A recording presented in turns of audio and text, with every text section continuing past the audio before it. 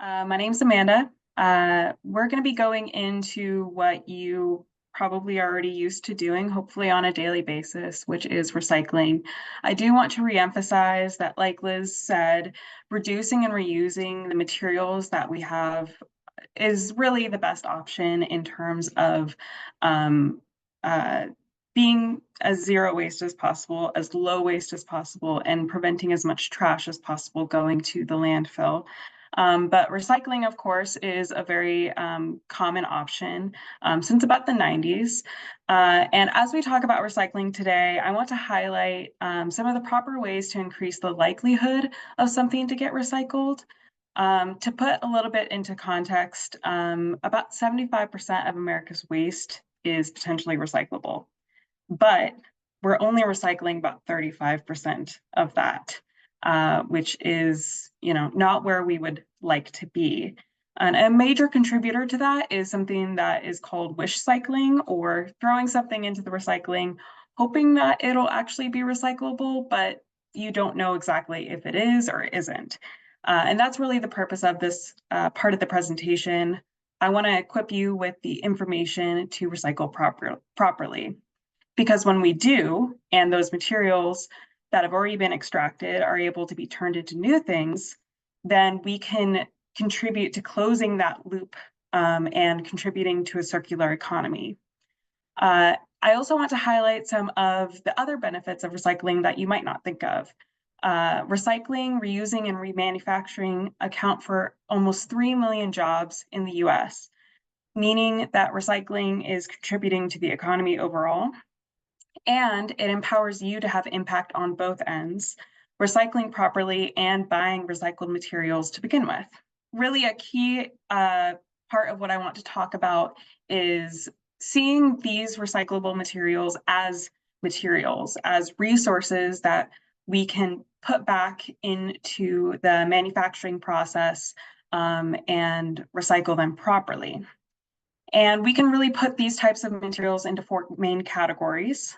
The first being metal, the second glass, paper, and of course, plastic.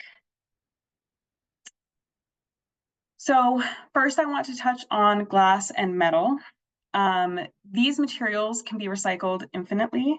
And I really encourage you, if you're not already recycling, at the very least, you should be recycling glass and metal because these are very high value materials. Recycling glass in Encinitas. We're lucky enough to have EDCO as our waste hauler, and they accept both color and clear glass. And we understand that there's no need to actually remove the labels. It's okay to keep those on when you throw them into the bin, but the main thing is to not put any broken glass in the recycling cart. We'll see this a little bit later, but these materials are going to a facility where EDCO workers are sorting through them. So we would like to reduce the chance of kind of hazardous materials like broken glass going in there as much as possible. Next, we have metal cans. These are probably some of those commonly recycled items. And you can recycle aluminum cans, steel cans. This includes clean and dry paint cans and emptied aerosol cans. You can also recycle aluminum foil. A main thing to keep in mind is that the turnaround for these materials are super fast. Containers like these can be back on the shelves and recycled within 60 days or less. And again, they can be recycled infinitely, meaning they won't lose quality or value when they're being recycled. So next we'll go into paper. These are probably some of the main things that you're thinking of when you're recycling anyways, but cardboard is one of those items that has definitely increased in the past couple years with a lot more shipping of items directly to our homes. I just ask that you flatten or cut your boxes to the size that fits comfortably inside the recycling cart or container when you're putting it in the dumpster. That way, more of these materials can fit inside and it prevents overflowing of that container. Newspapers are also really good to recycle. And this actually includes things that are commonly kind of junk mail. So like mail inserts, coupons, stuff like that can be going into your recycling bin.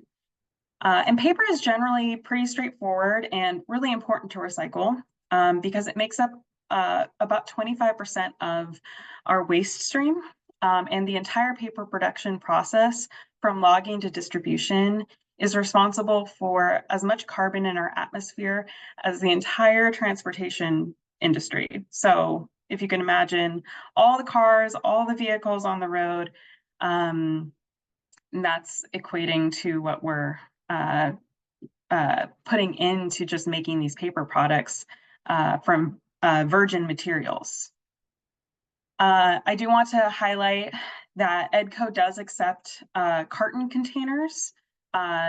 We want these to be emptied out, ideally, so that none of the liquid inside gets on other paper materials and gets them wet. We want to keep these materials as dry as possible, but you know, a little bit of liquid won't ruin an entire bin. Maybe just keep it to about a tablespoon or less of liquid within that container. We're going to move along to plastic. Plastic is a pretty divisive topic when it comes to recycling. I have talked to a lot of people who aren't comfortable recycling their plastic and really try to limit their plastic use in the first place because it is a really good material at staying around in our environment long after we use it. So that's what we're talking about when we're talking about single-use plastic straws and other plastic items that get into our environment. So we want to make sure that these are going to the proper place for disposal and ideally to recycle them because we don't want it getting into our environment. Only about 9% of our plastic is currently being recycled, and most of it is being downcycled into materials like carpet, pants, shoes, plastic lumber, which are great to have, but those materials then aren't very recyclable. So while paper, glass, and metal manufacturers buy back their own materials because it's financially viable, oftentimes the plastic waste can kind of get into a space of difficult to recycle, depending on the facility it's going to.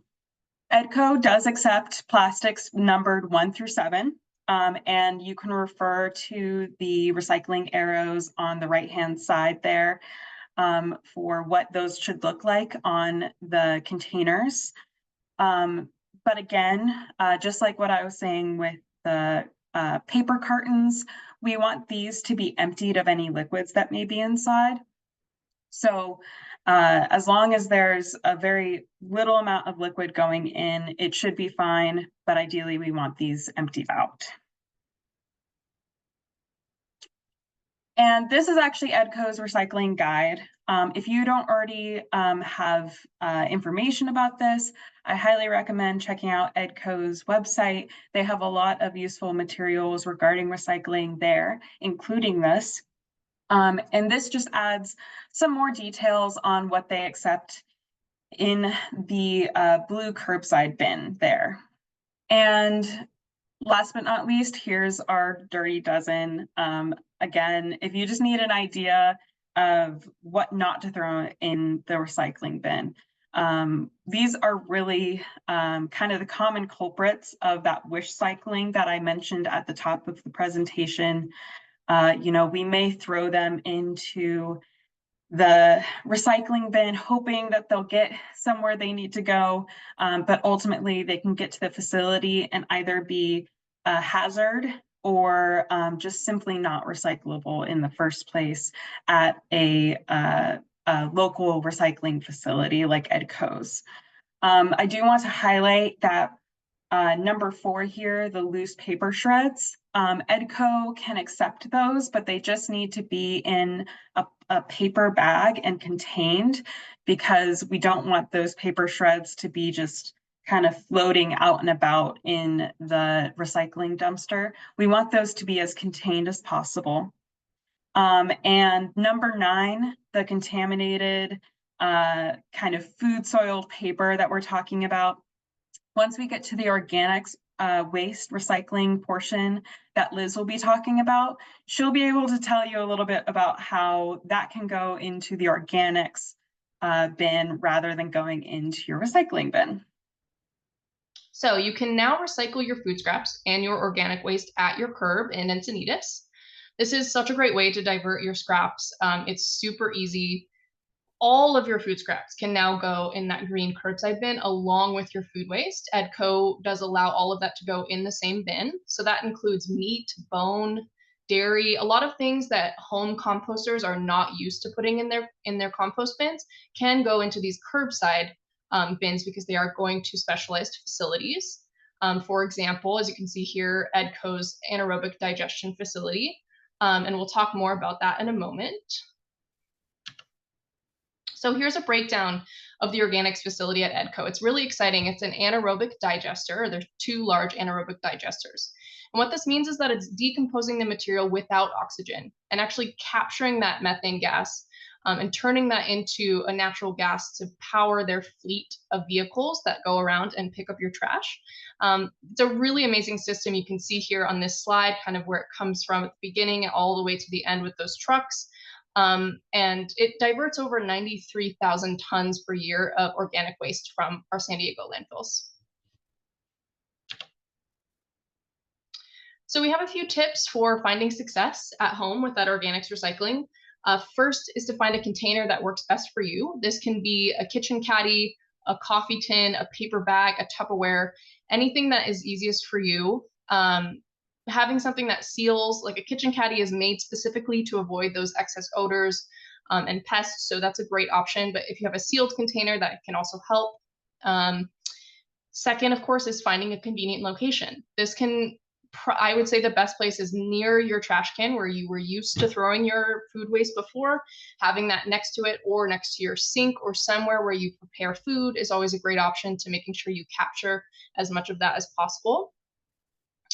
And another thing I like to mention in this portion is if you want to, you can easily freeze your scraps throughout the week so that you can avoid any like smells or anything as it gets closer to your pickup day at your home.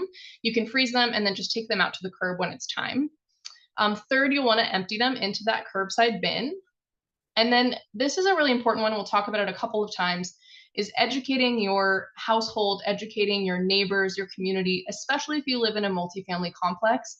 If you're frustrated, we'll talk a little bit more about that, but if you are frustrated that you're doing your best, but you notice that others in your complex are not correctly recycling or green binning, making sure that you're sharing it with them, sharing it with property management so that they keep up on the education is a really important piece to success.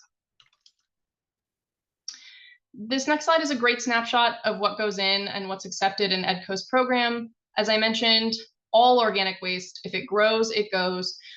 Any kind of food leftovers, anything at all, meat, bone, dairies, greasy food, soiled paper like napkins, paper towels, and all of your yard waste can go into that curbside bin.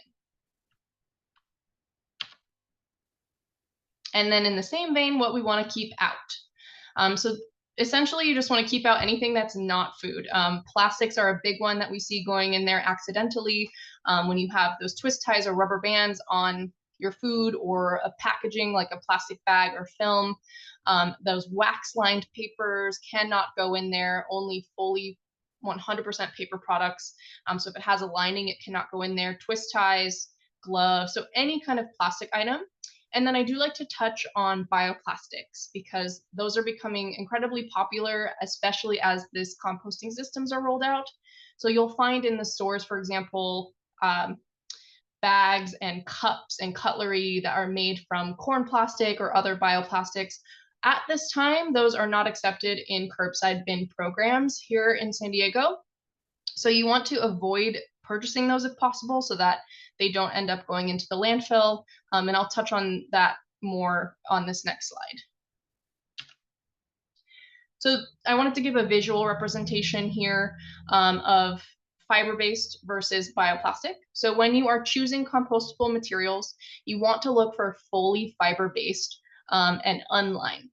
So if you're getting to-go containers, from a restaurant, for example, if it's like what you see here, which is a fully paper fiber-based product, that is fine once it's food soil to go into your green bin. If it has any kind of wax or plasticky lining, you need to keep it out. Bamboo wooden forks are fine. Paper plates are fine. And what I tell people, which I think works really well, is if it looks and feels like plastic, even if it says compostable, it does not go in the green bin. So we want to avoid those.